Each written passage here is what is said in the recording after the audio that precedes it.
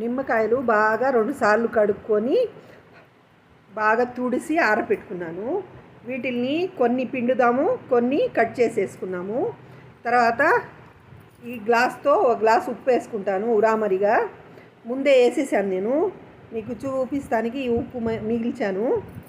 ఇప్పుడు నేను మీకు ముక్కలు చూపిస్తాను కట్ చేసి. ఇప్పుడు ఈ ముక్కల్ని 3వ రోజు తీసి దీన్ని కలిపి మనం కారం వేసుకోవాలి. ఎంత పడితే అంత. ఉప్పు తక్కువ ఉంటే ఉప్పు వేసుకోవాలి. నిమ్మకాయలు కట్ చేసేస్తున్నాను. కొన్ని ఇట్లాగా పిండేసుకోవాలి. నిమ్మకాయలు ఇలా పిండేసుకోవాలి. ఇష్టమైనట్టు తరుక్కోవాలి. ఇలాగా సన్నగా ముక్కలు తరుక్కోవాలి. చూడండి, ఈ ఉప్పు ఈ గ్లాస్ నిండా ఉప్పు కలిపేసాను. ఈ గ్లాస్ నిండా ఉప్పు కలిపాను. ఇప్పుడు మనం ఇది 3వ రోజు బాగా కలిపి పెట్టేసుకొని 3వ రోజు మనం దీంట్లో కారం కలుపుకోవాలి. మనకు తినగలిగినంత కారం, తినగలిగినంత ఉప్పు కలుపుకొని సరిగ్గా స్టాక్ చేసుకోవాలి.